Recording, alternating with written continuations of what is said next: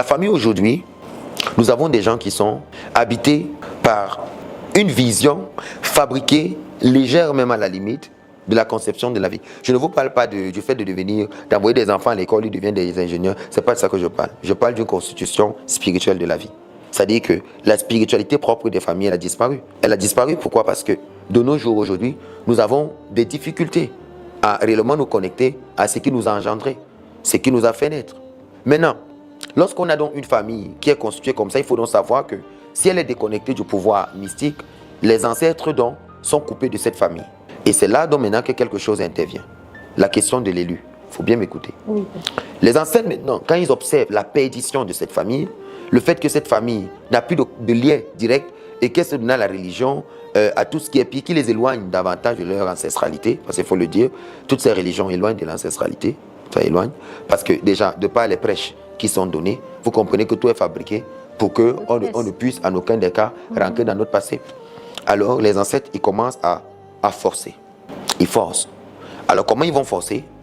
Un ancêtre va décider de s'incarner dans une personne. Un seul? Ah ouais. Dans une famille hautement religieuse. Et ce qui va se passer, c'est que tu seras la seule personne à comprendre que la religion ne te sert à rien. Mais tous les autres vont te considérer comme un fou. Parce qu'en fait, toi, tu es bête en fait. Selon eux, tu ne sais pas ce que tu fais. Je vais expliquer plusieurs aspects, il faut bien m'écouter. Et en ce moment-là, la révolte va naître à l'intérieur de toi. Tu vas commencer à chercher davantage. Et si tu n'as pas de maître, tu peux devenir fou. Parce que ça arrive, il faut que je vous le dise. Plein de personnes sont revenues dans la tradition, ils sont devenus fous. Ils sont devenus fous pourquoi? Parce que le niveau de connaissance que tu embrasses, ça peut te tuer. Regardez, je connais plein de personnes qui sont revenues à la tradition mais qui ont perdu la boule. Et les gens, vous voyez, vos histoires de tradition là, ça rend fou. Ce n'est pas que ça rend fou. C'est que le flux d'informations est énorme. Il faut un maître pour te guider. Mais comme il vient d'arriver dans la tradition et qu'il a le zèle, il veut tout apprendre en même temps. Il va se faire initier là-bas. Il va se faire initier là-bas. Il va faire 1000 choses en même temps. Et après, il ne se retrouve plus. Son corps ne tient plus et puis il lâche. Mais ça, c'est une parenthèse. On a besoin d'un maître. La tradition est 1000% bonne. On enlève le volet négatif là. Il y a le volet négatif dans tout en fait. Mais la tradition, elle est très bonne. Parce que c'est notre nature, c'est qui nous sommes. Si nous ne l'avons plus, ça ne sert à rien. Donc aujourd'hui, tu poses la question à quelqu'un, tu connais ton grand-père, je ne connais pas. Tu connais ton arrière-grand-père, je ne connais pas. Est-ce que tu as un élément de quelqu'un qui est décédé? Est-ce que tu as un seul élément de quelqu'un qui est décédé, de ta lignée? Il n'a pas. Mais là, il a la Bible, quelqu'un qui est mort, ça fait 2000 ans. Imprimée au cradate. Elle est même d'un impur. Où il y a plus de 5000 erreurs dans ça. HRTI, 2013, Pretoria, recherche a été faite dans la Bible, plus de 5000 erreurs. On n'est pas là pour ça. Donc, vous voyez aujourd'hui que nous n'avons rien qui crée un lien naturel avec nos ancêtres. Mais ce que les gens ils trouvent à faire, c'est que nous, ils font des libations, ils font ceci. Mais non, attendez, calmez-vous. Quand les gens me disent, enseigne-nous sur la libation et tout, mais moi, pas que je suis contre la libation, mais je n'aime pas les gens qui font les choses sans comprendre. Oui, juste par souci de se retrouver en train de pratiquer quelque chose qui parce que c'est ce qu'on les enseigne aujourd'hui. Parce que dès qu'ils suivent quelqu'un qui est vieux et ils pensent que être vieux veut dire être sage, dès qu'on les dit libation, et tous ils versent là-bas. Mais attendez, calmez-vous. Calmez-vous, vous savez. La sagesse ne s'incarne pas seulement dans la vieillesse. Salomon, il avait 12 ans, il était le plus sage de la terre. Malheureusement, c'est le modèle social africain actuel. Ah ouais. Mais aujourd'hui, ne pensez pas qu'être vieux. Parce que même les imbéciles vieillissent. Oui, père. Même les imbéciles deviennent vieux. Ok. Qu'est-ce qui se passe de nos jours? Notez d'abord premièrement que il y a un premier dysfonctionnement au niveau de la transmission de la chaîne de connaissances sur le plan mystique de vos familles. Donc du coup, vous n'êtes pas en train d'accomplir votre volonté. C'est-à-dire votre destinée. Vous êtes en train de vivre la destinée imposée par des traditions intermédiaires, pas des religions intermédiaires, mais qui n'ont rien à voir avec l'esprit royal de départ. C'est pour ça que vous sentez les difficultés dans le fait de vous réaliser. Parce qu'en fait, il n'y a rien dans vos familles aujourd'hui qui vous permet de vous réaliser. Parce que vous dites la prière, c'est pour les faibles. La prière, c'est pour les faibles. Si on prie, c'est le seul moyen de consolation qu'on a eu. Mais en réalité, ça ne devrait pas être ça. 1 + 1 = 2. La porte est ouverte, je l'ouvre, je passe. C'est tout, n'est-ce pas? Oui. Mais lorsque je ne vois pas cette porte et que je ne sais rien et que tout ce que j'essaye échoue, tout ce que j'entreprends ne marche pas, ça veut dire en réalité, dans ma famille où je sors, le sang que je porte manque des informations de réussite. Et ces échecs justement que je suis en train d'enregistrer tous les jours, c'est la preuve qu'au niveau de la transmission, la chaîne de transmission, il y a eu rupture quelque part, d'où le fait qu'aujourd'hui, je peine à me réaliser. C'est pour ça que je leur ai dit à chaque fois, ils vont toujours venir nous retrouver au niveau de la tradition. Parce que nous aurons toujours les réponses immatérielles dans un patrimoine immatériel de ce qu'ils veulent comprendre dans la matérialité. On va toujours leur dire que venez nous voir, nous on va vous expliquer ce que vous ne comprenez pas. Ça ne sert à rien de crier fort au micro, de transpirer 70 heures. C'est quelque chose qui peut s'expliquer de la façon la plus simple. C'est pas, il faut hurler, non, c'est simple. Ce que j'essaie d'expliquer avec des mots simples. Première des choses, quel est le pouvoir dans ma famille qui se transmettait de génération en génération et que mes parents ont mis de côté pour adopter ce qui était intermédiaire. Sache que lorsque tes parents l'ont fait, ils vous ont tous tués. Parce qu'en réalité, si ça ne t'aide pas, laisse ça là. Vu que les ancêtres se réincarnent, peut-être ton fils est mieux disposé à le gérer. Oui. Quand j'entends les gens dire aujourd'hui que quand tu peux prendre le pouvoir au village pour être chef, on va te tuer à la sorcellerie là-bas. Mais je pose une question simple. Vous avez vu quel pouvoir qu'on donne facilement? Si tu vas prendre quelque chose qui est gratuit, tu dois te préparer, non? Si tu montres un seul pouvoir dans le monde qui est gratuit, et puis ça a fonctionné. Elle dit que c'est là, non, on va te tuer là-bas au village, ne pas ne même pas te tuer, on va te tuer. Dis-moi un peu, quelle est la chose qui est bien, qui n'est pas protégée? Même ton cerveau est protégé par une cage qu'on appelle le crâne. Ton cœur est protégé par une cage thoracique. Ton propre corps ne t'apprend pas que la moelle se trouve dans l'os. Donc, toi, tu ne vois pas qu'il y a les protections dans tout ce qui est sain. Avançons. Ça va aller. Il faut être juste intelligent et puis tu es intelligent, tu vas les aider à mieux comprendre ce qu'ils ne comprennent pas. Maintenant, lorsque tu grandis dans une famille où on ne connaît rien de la tradition, on a tout mis de côté, on a adopté ce qui est intermédiaire. Prenons un exemple simple. Les parents abandonnent la tradition, ils sont devenus témoins de Jéhovah. Oui. Ok. C'est les parents, non? Ça veut dire en réalité, les parents viennent de commencer une nouvelle hiérarchie de transmission. En fait, oui. Il vient de commencer une nouvelle hiérarchie de transmission qui est basée sur un égrégore d'une religion qu'on appelle les témoins de Jéhovah. Sachez donc qu'à partir du moment où vous avez commencé là, il n'y a rien avant vous que vous allez bénéficier là-dedans. Parce que ce qu'on venait d'imposer n'a rien à voir avec ce qui était dans le passé. Donc vous venez volontairement de rompre avec vos ancêtres. On ne mélange pas. Au nom de Jésus et mes ancêtres, il faut arrêter. Arrêtez-moi, les nouveaux qui imitent là, les nouveaux gens qui arrivent là, qui pensent qu'on peut mélanger christianisme et tradition et qu'on peut jouer entre Jésus, on peut jongler entre Jésus et tradition. De temps en temps, il dit Jésus, Marie, Joseph, Saint-Exupéry. Et puis après, je reviens, je mets Allah, Mohamed et tout ça. Et puis je dis au nom de nos ancêtres, j'aligne tout ça dans une phrase et puis dans un texte. Et puis il me dit, je vais évoluer. Non. Écoutez, quand tu abordes une religion, tu as rompu avec tes ancêtres. C'est pour ça que c'est l'égrégore qui te gère. Quand les gens me disent Jésus sauve, je dis mais c'est vrai. C'est vrai. Combien de femmes vont au marché par jour? Plusieurs, non, ma fille? Vous avez ri mes exemples, n'est-ce pas? Vous avez ri mes... Bon, quand les gens me disent Jésus sauve, je dis c'est vrai. C'est que ce que dit les gens, mais calmez-vous, c'est le maître qui parle. Maintenant, pourquoi vous comprenez mieux la phrase de Jésus sauve? Beaucoup de femmes vont au marché, non? Oui, bien. Est-ce que toutes les femmes qui vont au marché ont le même menu? Non. Voilà. Imaginons qu'il y ait 20 femmes au marché et qu'il y ait 20 vendeuses. Lorsque je vais dans le marché des fruits, il y a 20 vendeuses de fruits, non? Oui. Les fruits là, ça sort de la terre, non? Tout à fait. Chaque femme qui achète des fruits, est-ce que c'est pour faire les mêmes jus? Non. Chaque fruit qu'on achète va dans chaque panier, non? Considérez donc les paniers comme étant les différentes religions et considérez les fruits comme étant vous. Jésus sauve, oui, l'ananas est dans le panier. Mais qu'est-ce que l'ananas là va aller faire? Qu'est-ce qu'on va aller faire l'ananas là après? C'est ce que toi tu ne sais pas. Parce que non, on ne sait pas justement. L'ananas à l'aise. L'ananas à l'aise dans le panier confortable. L'ananas se moque même des autres parce qu'eux, on les a emballés dans le sac, dans le filet. Moi, je ne sais pas que peut-être ceux qu'on a emballés dans le filet vont dans une industrie qui transforme les fruits pour les embouteiller bien. Peut-être ceux-ci là qu'on a mis dans le panier là, on va les mettre pas ça même pourri même. Et après, ah non, c'est pourri, on ne peut plus manger, puis on va jeter. Mais on a jeté pourquoi? C'est ça lorsque vous adhérez à des religions. Vous ne savez pas dans quoi vous vous mettez.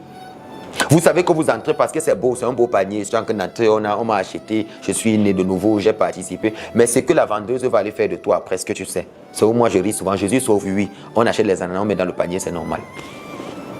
Mais est-ce que c'est une seule femme qui va au marché? Non. Mais c'est la finalité qu'on va voir. Et ce qui me plaît le plus, c'est qu'aucune de ces religions ne va te garantir la fin. Parce qu'eux-mêmes, ils n'ont pas de fin comme fin, finalité. Comme but. Mais eux, ils ont un arrêt à mi-parcours. Parce que lorsqu'on découvre qu'une femme qui vend la nourriture jette son slip dedans, et que pendant longtemps, on a mangé ce repas-là avec le slip dedans, lorsqu'on se rend compte, cette femme-là, d'abord, elle est lapidée. Mais comme le moment de la conscience n'est pas encore total au niveau de certaines personnes, ces personnes-là se battent encore à défendre encore les miettes qui restent. Il faut bien sauver l'image de la vanne. Elle est quand même gentille avec nous.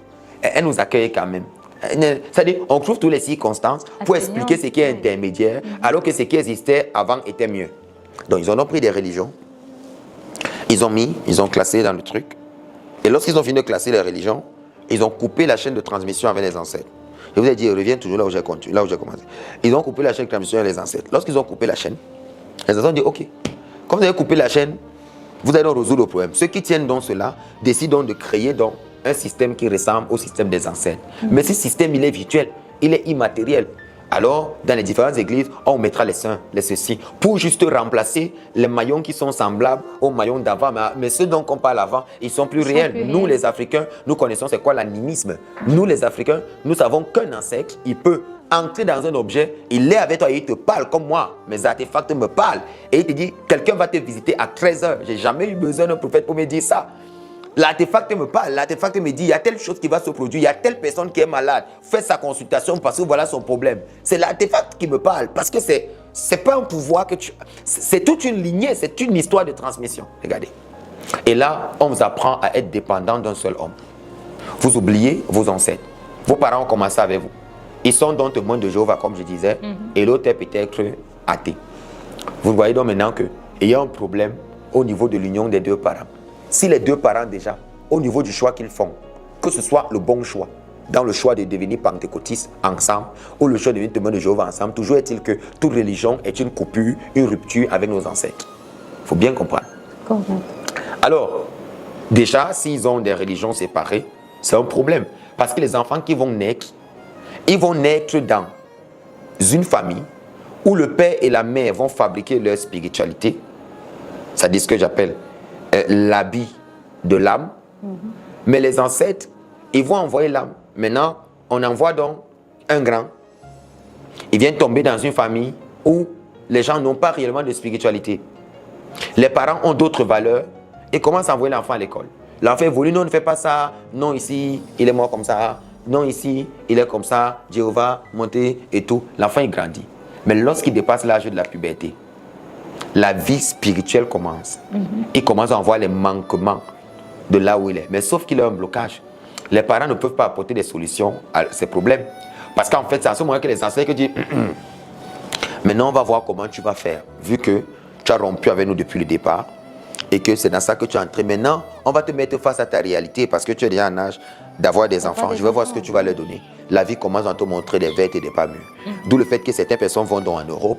Ils font tout ce qu'ils ont envie de faire, mais ils se rendent toujours compte que lorsqu'ils reviennent, il y a toujours un truc qui manque dans leur vie. Ils veulent comprendre qu'est-ce qui ne va pas. Ce qui ne va pas, ce sont vos parents. À quel moment vous avez commencé à être religieux? À quel moment est-ce que vous avez rompu avec vos ancêtres? À quel moment vous avez enlevé les artefacts de vos maisons pour aller jeter ailleurs? C'est la question là qu'il faut poser à vos parents. À quel moment est-ce que l'image de la famille a commencé à être rompue? Et vous, en tant que parent pour vos enfants, qu'est-ce que vous gardez pour eux? Si déjà vos parents ont pris ce qu'ils vous ont donné à les donner à des cousins, ça veut dire qu'ils vous ont déconnecté, il fallait qu'ils laissent ça là. Quand le temps arrive de mourir, il meurt. Vous restez avec, vous allez aussi donner à vos enfants et vous allez dire voilà la preuve qu'on a eu des ancêtres, voilà l'héritage qu'ils nous ont laissé. N'utilisez pas, mais laissez ça là. Parce que le simple fait de laisser là, les ancêtres ils sont fiers. Et du coup, lorsque ça se passe comme ça, les ancêtres maudissent dans la lignée. Vous comprenez maintenant? Les ancêtres maudissent la lignée. Et quand les ancêtres maudissent la lignée, ce n'est pas une malédiction comme vous croyez, c'est une malédiction où tu feras tout ce qui est possible dans ta vie de pouvoir t'en sortir. Peut-être tu arrives à manger le soir, mais tu seras extrêmement triste. Tu sentiras qu'il y a un manque à l'intérieur de toi. Tu auras une vie que tu ne comprends pas. Tu vivras les choses les plus bizarres. Je connais un monsieur qui est décédé, c'était un cousin, qui après chaque 3 mois, il allait faire une dialyse au Maroc. Un grand directeur de ce pays. Chaque 3 mois, son sang devenait pourri. Il fallait le remplacer. Il fallait le remplacer. On allait avec lui. On enlève tout le sang, on revient. Chaque 3 mois, il avait de l'argent, beaucoup. Bon, tu as de l'argent, tu as tout. Mais quelle est cette condition? Justement, père. Tu as réussi, On voit des grosses voitures, tu sors, tu as des enfants qui sont grands. Mais c'est quoi cette condition? Les seuls qui ôtent la maladie, ce sont les insectes. Et les seuls qui envoient la maladie, ce sont les insectes. Tout ce que tu vas faire dans ta vie, deviens l'homme le plus propre sur le plan social. Mais tu auras une malédiction qui va te rappeler qu'il y a un problème que ni ton argent, ni ta gentillesse ne peuvent résoudre, mais juste ton ancestralité. Alors, comment mon oncle là, il meurt? Il meurt de la façon la plus bizarre. Le jour où il doit être dans l'avion pour aller au Maroc, il a oublié, il a dormi. Quand il passe se réveiller, il est trop tard. Il ne va plus bien. On va amener au Maroc, il tombe. À quel moment? On t'a donné la date, tu n'as pas respecté une vie conditionnée. Il est mort. Il avait pourtant tout. Mais qui est cette personne qu'on va changer le sang pendant chaque 3 mois? Notre génération aujourd'hui a les pires maladies qu'on ne pouvait pas imaginer. Et ces maladies sont liées à quoi? À cause de nos parents qui sont allés nous mettre dans des religions et qui disent eux-mêmes à leurs parents, à leurs enfants, après maman, ne quittez jamais cette religion. Mais toi, ta vie, c'est ta vie, c'est pas la mienne. Tu as vécu ta vie, c'était bon. Et il y a une chose qui me choque, je vais vous faire rire.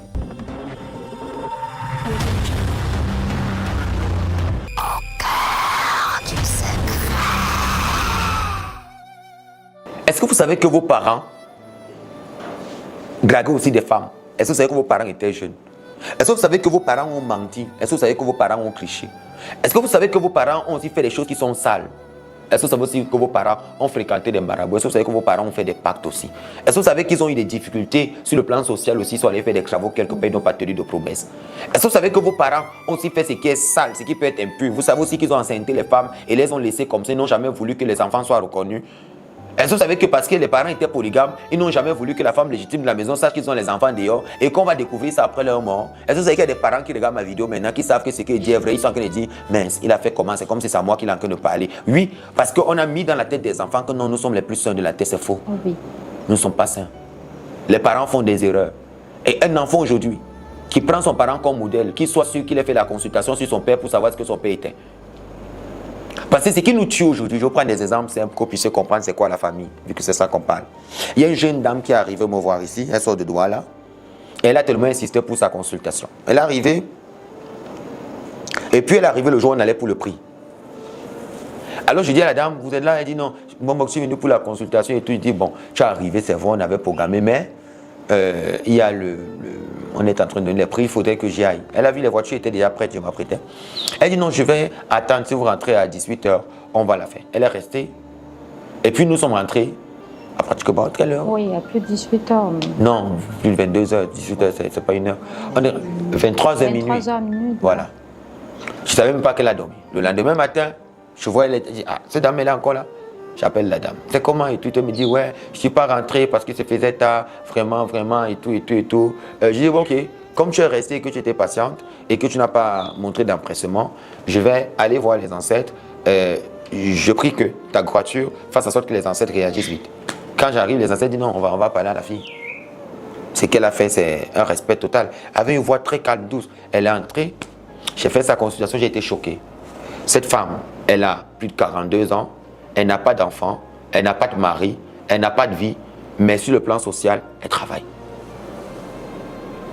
Elle a cherché les enfants comme il n'est pas permis. Elle a tout fait. Écoutez, ce qui me fait le plus rire dans l'histoire, c'est que l'hôpital a quand même réussi à trouver qu'elle a des myomes, des kystes et tout ça. Maintenant, j'aime bien les hôpitaux dans ce volet-là. C'est pour ça que vous devez savoir que quand vous allez à l'hôpital, quand vous avez une maladie, consultez chez un spécialiste à l'hôpital et venez consulter chez un spécialiste spirituel. Vous devez avoir les deux consultations pour savoir. N'allez pas seulement vous donner un docteur qui vous dit vous avez une maladie, c'est le col de ceci, parce que le col que lui voit là peut être un col apparent qu'on fait apparaître. Mais lorsque le mystique regarde, il voit que c'est quelque chose qui est déposé. Et s'il fait ce qu'il fait, la chose disparaît. J'ai eu plusieurs cas qu'on a diagnostiqué les choses les plus pires à l'hôpital, mais qui sont arrivés ici. On les a seulement menés à l'arbre sacré, dans la forêt sacrée. On a fait tant. La personne allait à l'hôpital et puis il n'y a plus rien. Maintenant, écoutez. La dame, pendant sa consultation, il dit, mais je vois ici, vous n'avez pas d'enfant et tout. Il me dit, c'est vrai. Elle parlait, elle dit qu'elle a tout fait. Oh, vraiment, son gars qui avait elle, il a été, oh, elle ne comprend pas. Sa vie, elle a bavardé. J'étais là, j'écoutais. J'écoutais. Je lui ai dit, écoute, moi, j'aime pas durer dans les consultations. Moi, je vais te dire ce que je vais te dire pour que tu comprennes. Le signe de la consultation du fait qui est sorti, c'était Hollywood. Hollywood parlait de deux choses. Hollywood dit, tu ne peux pas taper un enfant, tu l'empêches de pleurer. Un. Tu ne peux pas aller voler dans la maison de quelqu'un t'attrape. C'est toi qui sors fusil pour te défendre. Ça veut dire que lorsqu'on t'a coincé et que tu as fait quelque chose de mauvais, accepte seulement que tu as fait quelque chose de mauvais, demande pardon. Plutôt que de vouloir jouer les experts, que tu bagarres, tu te justifies. Non, il n'est pas fait. Tu te justifies pourquoi alors qu'on t'a coincé? C'est ce que le Goudo dit. Le Goudo dit, les ancêtres de cette fille ont maudit la mère de la fille à cause de ce que la mère de la fille avait dit.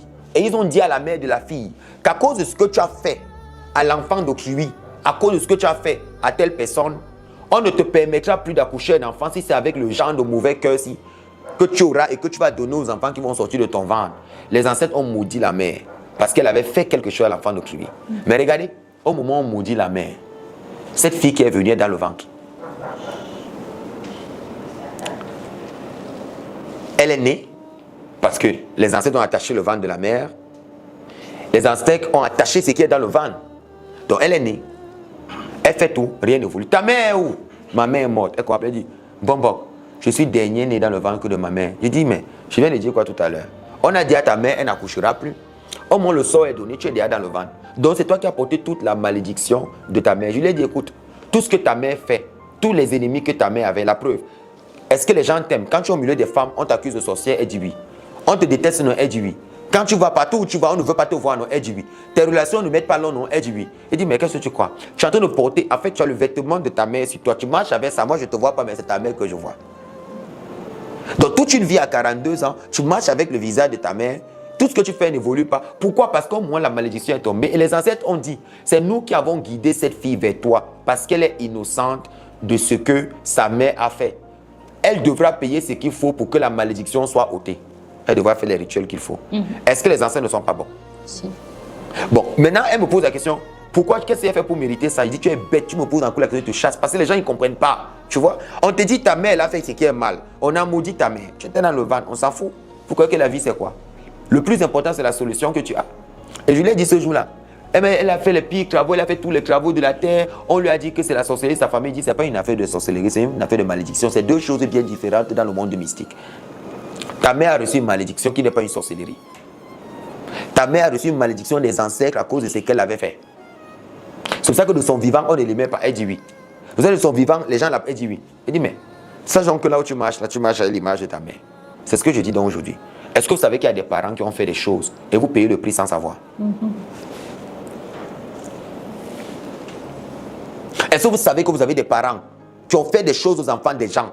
Des parents qui ont la sorcellerie, qui ont mangé les enfants des gens dans la sorcellerie, mais n'ont jamais voulu livrer les leurs. Mais au moment où le parent là est mort, les gens ont dit, mais comment tu peux venir dans les cotisations des gens, tu manges, mais tu n'as pas de cotisation, ne mange pas. La sorcellerie s'est retournée sur vous à cause de vos parents. Est-ce que vous savez que vous avez des parents qui sont des chefs d'entreprise, mais qui ont tellement très maltraité leur personnel, avec méchanceté, qui ont abusé des gens, qui ont vendu même les enfants des gens dans leurs entreprises, mais qui sont morts, qui ont laissé un héritage. Mais cet héritage-là est une occasion de chute aujourd'hui. Regardez les plus grands de la terre qui sont, soi-disant, ils ont une opulence financière. Regardez les enfants. Comment quelqu'un peut être bien assis, mais son enfant fume le guet à ne jamais s'arrêter. Il est bandit, il est voleur, mais le parent est bien situé socialement. Qu'est-ce qui se passe? Posez-vous la question. Comment je peux être un parent bien situé sur le plan social, mais j'ai des enfants qui sont tordus? Comment je peux être bien situé sur le plan social chez des enfants qui sont mongols? Donc le riche a manqué de trouver une femme qui n'a pas. Ils vont dire que non, nos groupes de sang ne s'accordaient pas, nos machins. Non, attendez, donc tu as manqué d'argent pour trouver une femme avec qui le sang il s'accorde. C'est parce qu'en réalité, les actions des parents tombent sur les enfants. Parce que les enfants, c'est ce que j'appelle l'orgueil des parents. Les enfants sont le prolongement de leurs parents. Donc si vous comprenez donc ce que je dis, vous comprenez par là que vos parents ont vécu comme vous et qui n'ont pas bien marché et que vous êtes juste victime. Regardez, il parlait beaucoup de choses. J'ai parlé de la religion, il parlait de ceci. Je vous donne juste les yeux ouverts. Arrêtez de croire aujourd'hui que les parents que vous avez sont des plus sains. Oui. Moi, j'encourage les gens à lancer les consultations sur leurs parents. Parce que si tu ne sais pas, il y a eux parents, c'est cette sincérité et cette ouverture aussi qu'on en demande aujourd'hui en tant que progéniture, maître, de pouvoir avouer, de pouvoir dire cette vérité à leurs fils et filles. Il y en a beaucoup qui préfèrent tomber, qui préfèrent mourir, s'en aller sans jamais pouvoir ouvrir la bouche. Mais ma fille Marielle Abaté, c'est, vous savez, j'ai failli dire que la chaîne Site Sassi est comme un syndicat. Regardez. Quand je dis la faute revient aux parents, il y a des parents qui s'énervent. Il y a des parents qui ont même dit à leurs enfants de ne plus m'écouter parce que l'éveil de conscience était brutal. Non, avec moi, hein, soyez-en sûrs. Ce que tu crois qui est caché là, moi je vais te dire. Je prends un exemple simple. Je vais parler en parabole. Hein. Je reçois un garçon en consultation. Le garçon, il entre.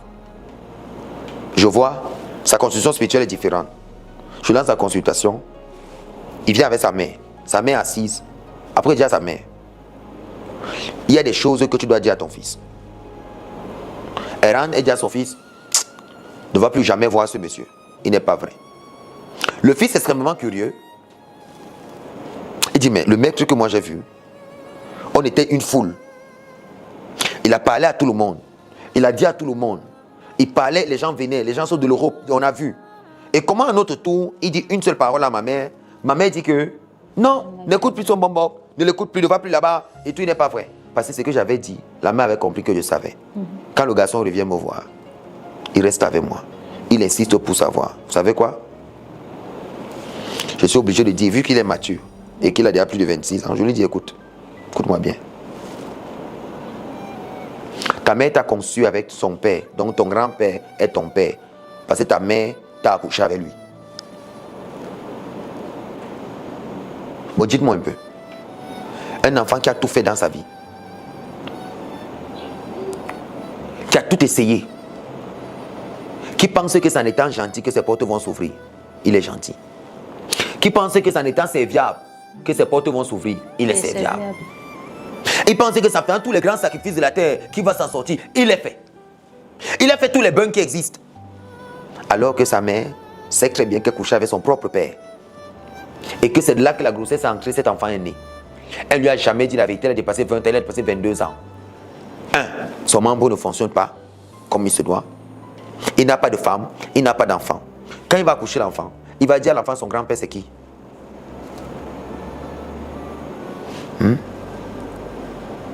Quand ces choses sont découvertes, n'est-ce pas, on les gère? Si les gens disent qu'on ne doit pas faire ce genre d'émission pour pouvoir dire la vérité, parce que les parents sont saints, ce parent est saint? Pas du tout. Mais ce parent, c'est un démon. C'est un démon. C'est un démon. Il n'a aucun amour pour sa progéniture. Mais bien sûr. Vous imaginez le genre de cas qu'on reçoit ici? Moi, j'ai reçu dans mon bureau un papa avec ses deux filles. Il couchait avec les deux. Au moins, il arrive devant moi. Il dit qu'il veut me parler. Je mets les deux filles dehors. Je vois, il tourne. Je dis, mais attends, qu'est-ce que je suis en train de voir?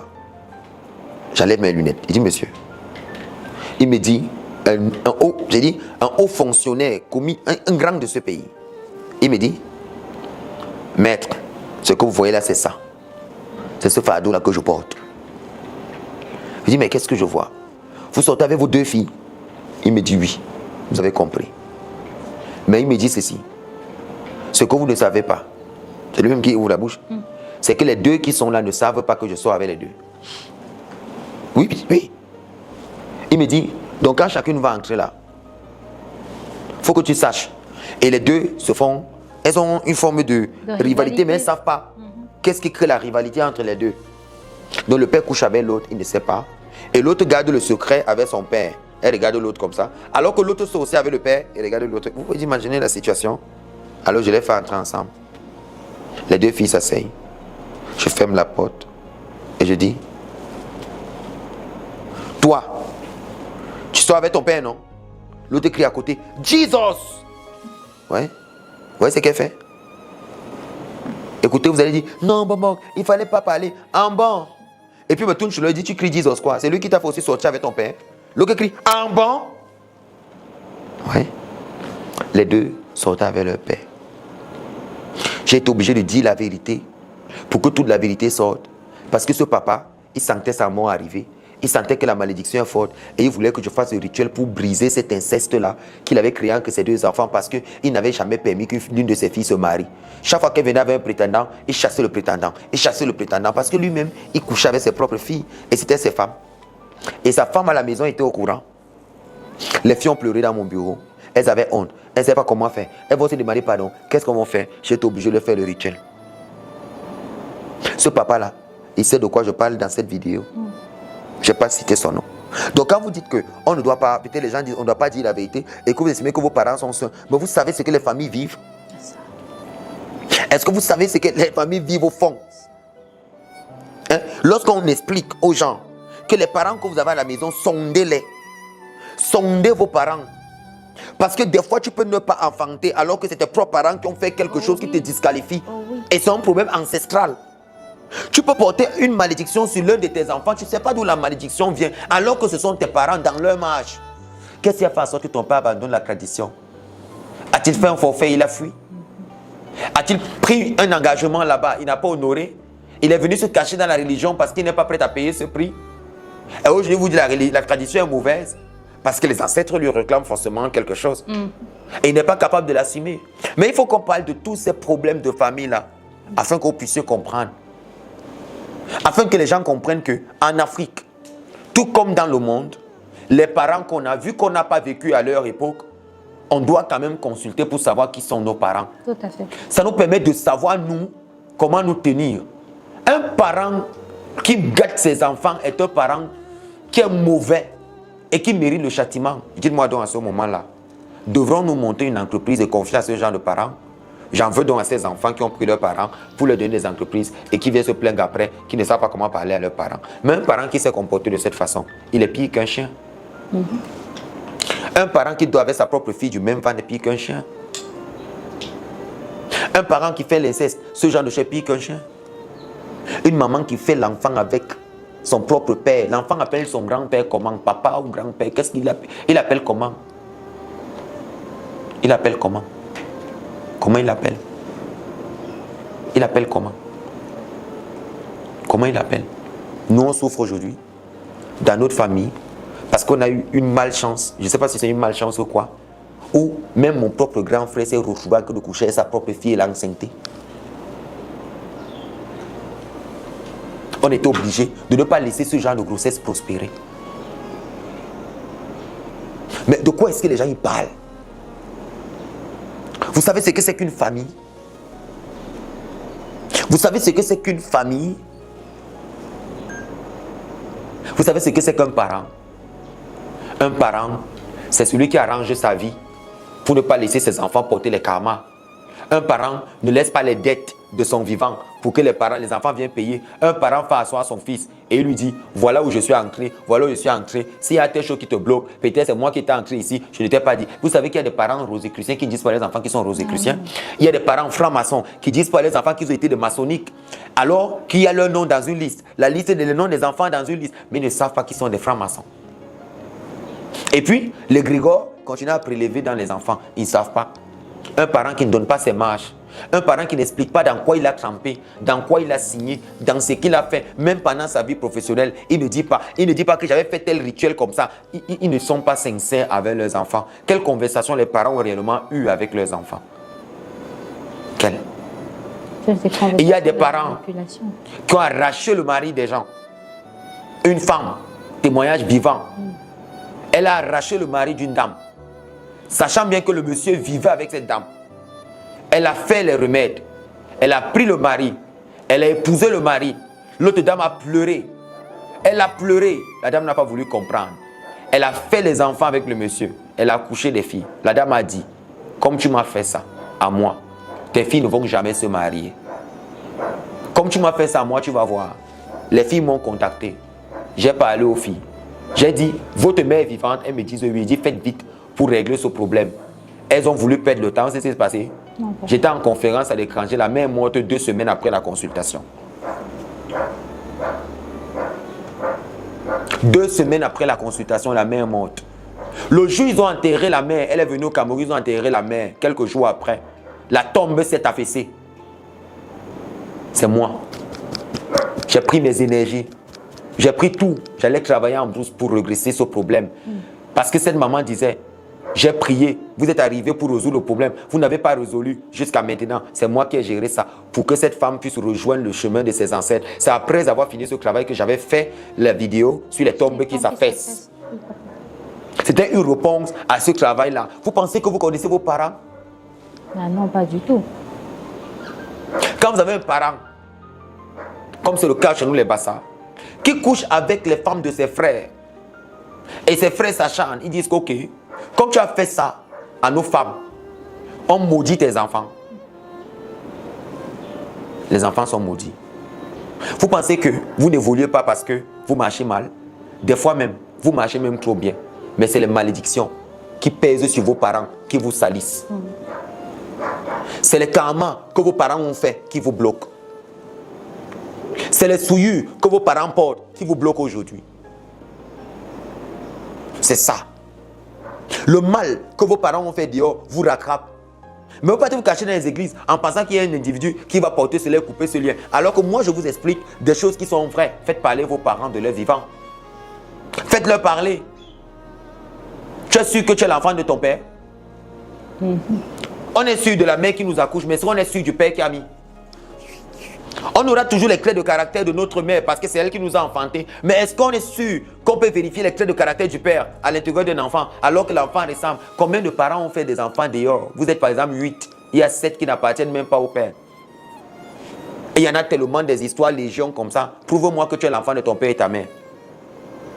Prouve-moi que pendant qu'elle était mariée, elle n'a pas trompé, alors que nous, dans les consultations, il y a des gens qui sont arrivés à le nom de leur père et de leur mère. On lance la consultation, la famille du père reconnaît l'enfant, ils disent que, mais pourquoi ne dis pas, quelle vérité? Tu lui dis, mais le nom, c'est le nom que je vois ici, là.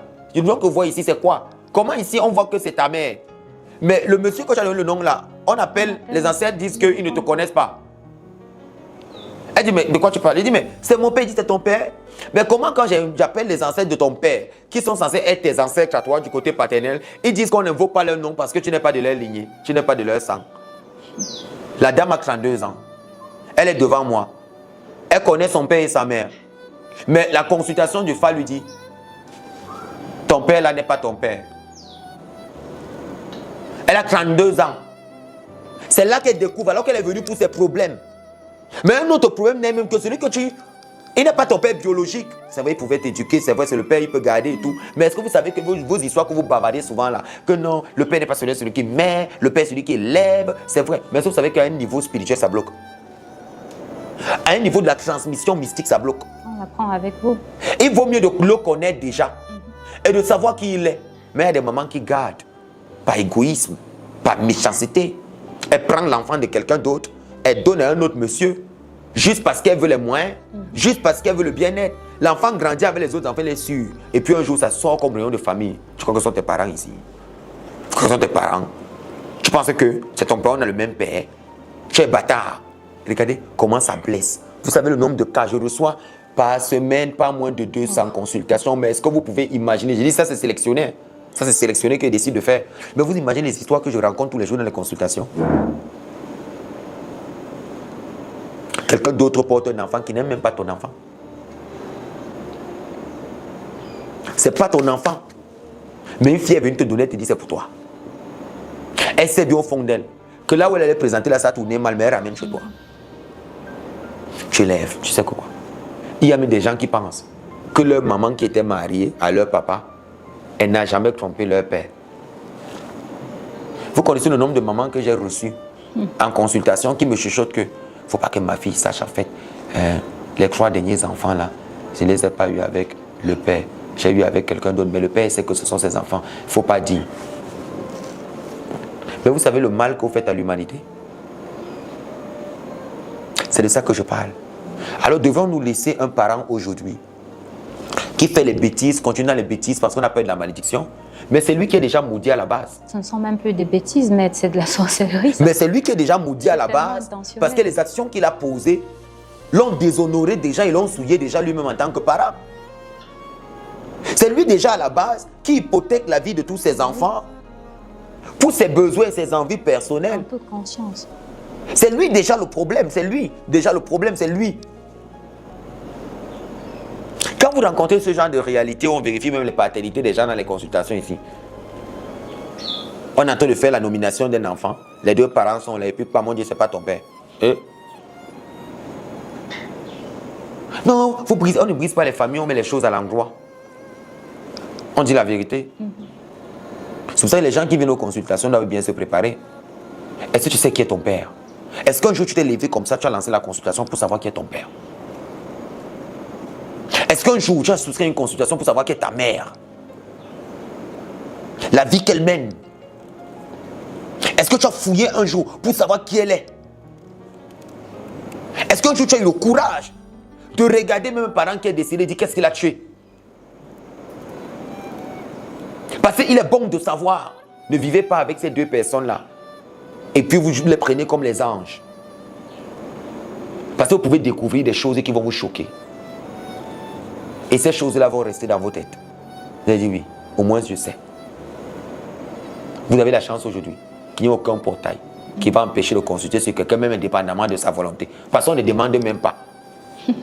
Parce qu'on pense qu'on va aller demander, papa il va aller consulter sur toi, maman il va aller consulter sur toi. Non, non, tu n'as même pas besoin de demander, tu souscris à la consultation, nous on te dit, moi il te dit, il te raconte sa vie. C'est l'accord de son sang que je veux et tu es à son sang. Une fois que tu dis, je suis d'accord qu'on regarde la vie de mon père, on la fouille. De fond en comble. Et on va découvrir les choses que tu n'as même pas idée. On va découvrir peut-être qu'il y a même fois mariage, il y a des enfants qui sont arrivés ici, que eux dans leur tête, ils savent non, ma mère est la seule femme de mon père. Alors que le monsieur est polygame. Tu m'as fait, remets-moi au moins les enfants, ça va me consoler. Pour le mariage que tu m'as volé, reste avec. Joe, j'étais assis comme ça, il était comme ça. Et dit à ma mère, c'est pour ça que tu m'as fait quitter le Ghana pour venir ici, jusqu'ici. Je pose une seule question à ma soeur. Il dit, quand tu as commencé à connaître les hommes,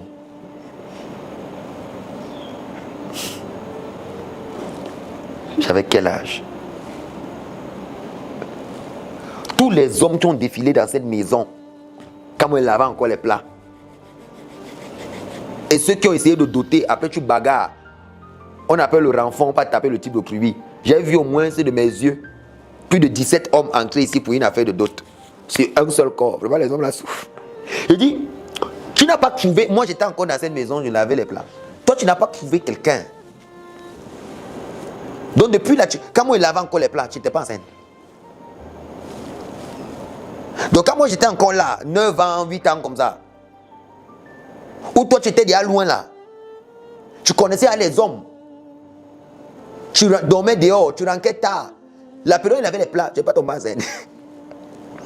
C'est que ton pasteur idiot a trouvé le temps de te dire, c'est important que je vous raconte cette histoire, c'est que moi je me marie, quand toi tu as plus de 45 ans, c'est où toi tu te lèves, aujourd'hui à ta vieillesse, ménopausée,